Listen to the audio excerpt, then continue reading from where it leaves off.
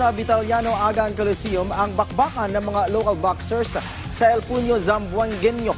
Matapos isagawang opisyal na weigh-in at face-off kagabi sa makasaysayang Plaza Pershing sa Zamboanga City. Yan ang ulat ni teammate Paulo Salamatin.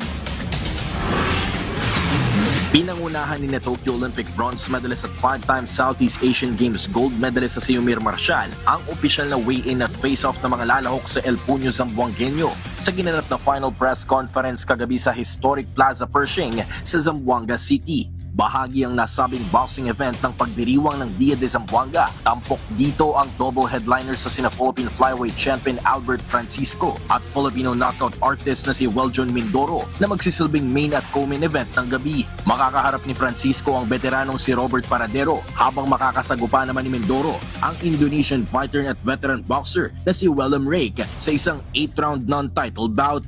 Dumalo rin sa aktibidad sina Zamboanga City Mayor Kimmer Adan Olaso, Lamitan City Vice Mayor Hejem Furigay at B-Steel Sports Promotion Vice President for Operations Osbert Malinaw.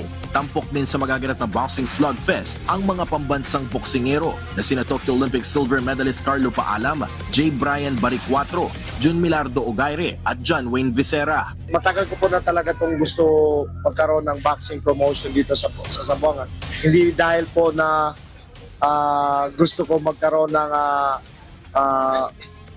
promotion lang to promote boxer, but ang gusto ko po dito is ma-develop yung mga kabataan, bigyan po ng opportunity yung mga kabataan na ma-develop nila yung skill nila, maipakita nila at balang araw sila din yung makakalaro sa international.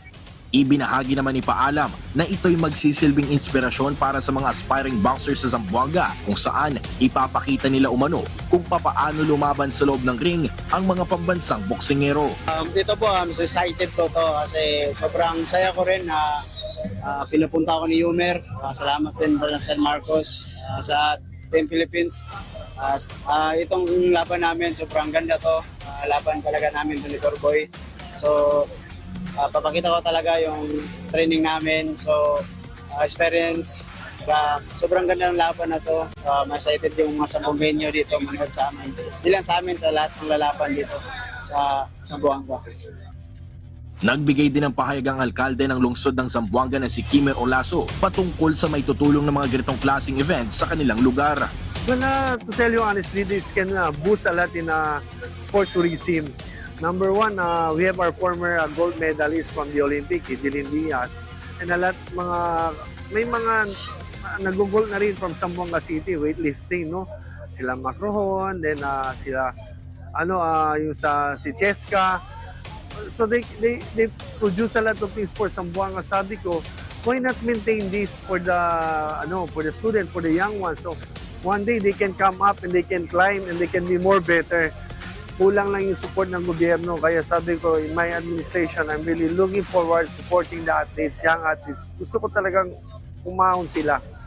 Ang El Puño Zamboangueño ang kauna-unahang boxing promotion ni Marcial na layong magbigay ng oportunidad sa kanyang mga kababayan sa lungsod ng Zamboanga at magsilbing plataforma upang matuklasan ang mga susunod na kampyon mula sa kanilang lugar. Paulo Salamatin para sa Atletang Pilipino, para sa Bagong Pilipinas.